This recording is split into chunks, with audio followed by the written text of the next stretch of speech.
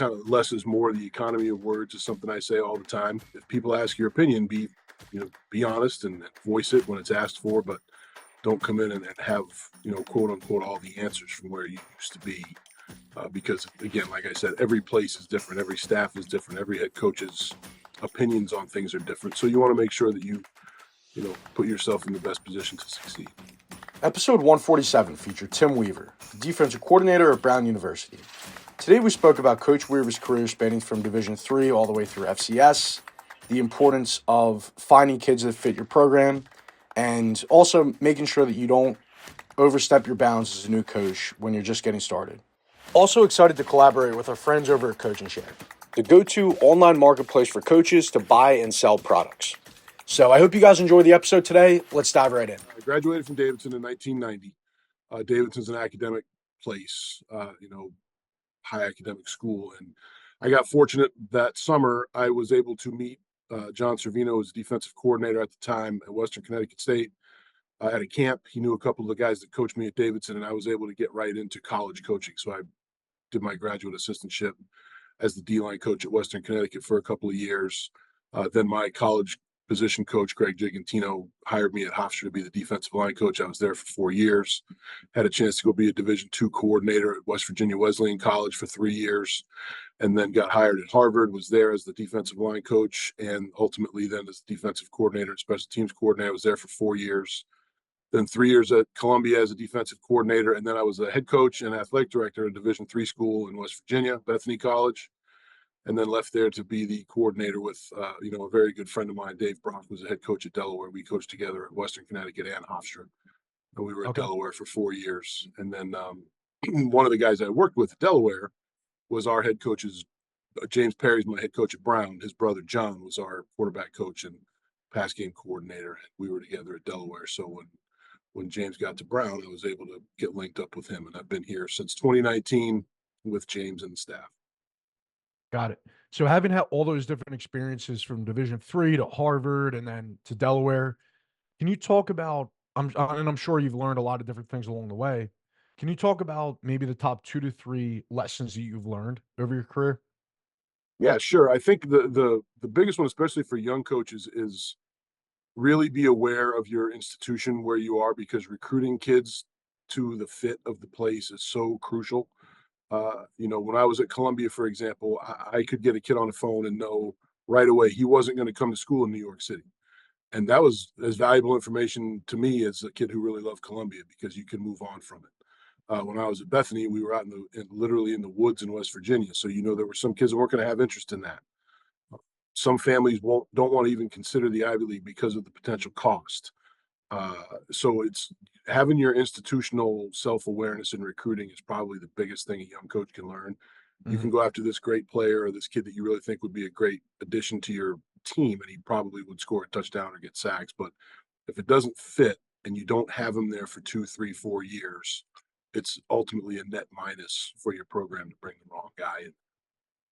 And then the other one is, something I heard, it was Joe Tiller, was head coach at Purdue a long time ago, had something, and this is something I do as a coordinator. He doesn't want anybody's opinion on a new staff member for 1 year unless he asks for it. But then at the end of that first year, he sits down and says, hey, give me everything that from wherever you've been, something that you really like that we do, something that you would do different, kind of get an information dump from a guy after he's been there for a year and seen your whole system, your off season, your recruiting cycle, your in season, your prep, all those things. So I think, as you come into a new job, kind of less is more. The economy of words is something I say all the time. If people ask your opinion, be honest and voice it when it's asked for, but don't come in and have, quote unquote, all the answers from where you used to be. Because again, like I said, every place is different. Every staff is different. Every head coach's opinions on things are different. So you want to make sure that you put yourself in the best position to succeed. Definitely. And going back to when you were talking about your days at Bethany College as a Division III head coach, you talked about turning the program around, and I actually looked on your website, going from 1-9 to 4 wins in your next year. So I actually played at Gettysburg College, so I'm familiar with Division III. Sure. So can you talk about that experience of turning the program around and Yeah, some sure. of the things that you did? That was Bethany had been 1-9 for 3 years in a row before we got there, our staff. And something I say all the time, I hate when guys get jobs and talk about we're going to rebuild the culture. I didn't know what the culture was. I hadn't lived a day in it. The culture might have been great. The culture might have been terrible. The players might have been terrible. The scheme fit might have been terrible. I didn't know what the problem was, but I knew we had to change the results. So for us, it was just kind of trying to energize the players that were there. It's hard. Those kids had had 3 1-win seasons in a row, and just try to convince them that there was enough talent in the locker room that, hey, we might not compete for a championship, but we can compete every weekend. And so we kind of got those guys to buy in. We recruited like crazy. We built a good staff. I was able to, my staff situation was probably better than my predecessors there in terms of being able to have guys in the office full time. So that helps. It always helps, especially at that level. The more people you have in the office in the building with the players, it helps. And getting to 4 wins that first year was really, I mean, it was exciting. And a couple of the wins, we broke a 3-year conference losing streak. We were actually losing 21-0 at halftime at Ohio Wesleyan and came back and won that game. So you just figure out a way to get a couple of those, and then the players get confidence and they feel like they can go out and compete all the time. And that's really what you get. And then you build some momentum recruiting, which is what we've done here at Brown. So Yeah. that's been good.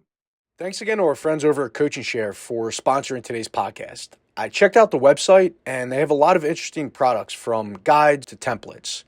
Definitely check it out. It's called coachandshare.com.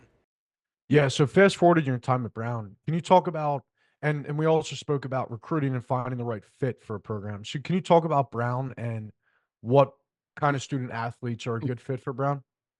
Sure. Brown Ivy League recruiting is incredibly competitive. There's only so many guys that are, FCS football players that can get accepted to any of these 8 schools. So it is we're all 8 fighting for the same guys. And what we do here at Brown is we try to differentiate ourselves. Our facilities are second to none in our league. They're tremendous, which is great. But the other thing, I think every kid that gets in the Ivy League also has an academic piece to his decision making. And we sell hard, as we should, our open curriculum, which is it's academic freedom. At the open curriculum, there's very few schools in the country that operate like we do. If you want to come in, Justin, and be a business major, and you never want to take a foreign language class, you don't have to. You don't have to take a comparative. There are no what they call gen ed requirements, which there's a lot to be said for that. The merit of a gen ed requirement, we just don't have it. So if every elective that you take here at Brown is actually something that you want to take, you should be interested in. And I think it really leads to our guys having a lot more success in the classroom. It's not that difficult to continue to survive when you don't get forced into a class that you don't want to take and that you might suck at when you do get into it. Right? There's guys that suck at math. If they want to come here and be an English major, they don't have to take a math class. So it works out pretty well, for us in terms of that. So again, let's going back to the institutional fit when you recruit. And our James is very, very into, we would rather take a kid at this point in our program that we know is going to be here for 4 years and develop. This is a junior and senior dominated league. You don't get the 5-star recruits and you don't get to fix things in the portal. You have to recruit good players and develop them. And no matter how good they are when they're 18, the best teams in this league are putting 21 and 22-year-olds out there in most spots. So what we did year one here was we had some of those good 18 and 19-year-olds, and they went out. We let them get their teeth kicked in for 2 years, and they did. It was a mess. It was 2-8 twice, and then we got to 3 wins and then got to 5 with those guys, and now we're able to we're not in the position where we have to put guys in before they're ready. So that's been Yeah. the recruiting part of it. Both places turning around Bethany, and then what we've done here at Brown has been similar in that. You just got to recruit, develop. And that's the name of the game. Having talked, I've done over 100 episodes at this point, and from talking with a lot of college coaches about recruiting, being able to not only find the right kids, but know how to develop them when they do get to your program, obviously is one of the most important things you can do as a coach.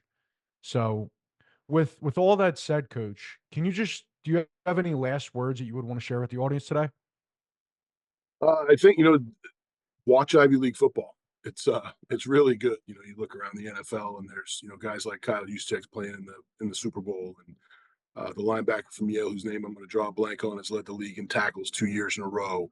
Um, a guy that played for us in 2019, Michael Hoyt, is starting at outside linebacker for the Rams. So the quality of football in this league is really good. Most people have an ESPN Plus subscription.